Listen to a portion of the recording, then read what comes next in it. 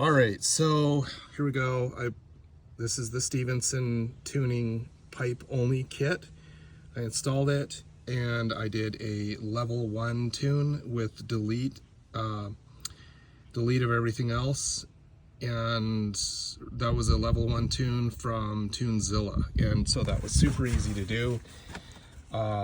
Do be careful though, because I selected the delete the first time I did this, like after the garbage, the broken stuff was out, and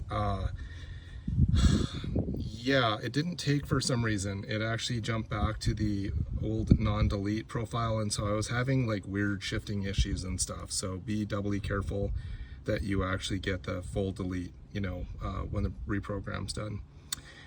One of the other things, I don't know if I mentioned it, but when you do this delete, what you may end up seeing afterwards is that your anti-lock braking and traction control is not working, and that happens because the steering rack is out of alignment with the car, and it knows it. And so what you need to do after you get this all done is you need to cycle your steering wheel all the way to the left, all the way to the right, and then back to the left and back to the right, and you should see that the code goes off, and then you're ready to go, so long as you put everything back together properly.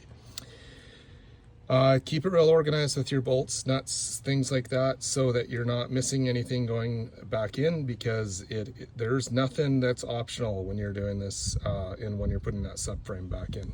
So that's it. Oh, and yeah, I went from Chilliwack, British Columbia to Coldstream exit over by Merritt, and then up to Brookmere, and then back to Chilliwack, and I averaged 4.6 liters per 100 kilometers, which is about 48 miles per gallon. So overall, happy it went back to what it was from factory in the first place, but it did not go to the 60 miles per gallon that I hoped.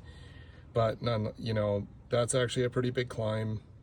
I did see times where it would stay up in the sort of 65 to 85 mile per gallon range, but Southwest British Columbia being what it is, it's pretty hilly, right? So I was always up and down, across Highway 3 and so on, like the Crow's Nest Pass. And so yeah, I gotta say, I wouldn't hesitate to do this if I was you. It took me about 18 hours, and I'm happy with the result.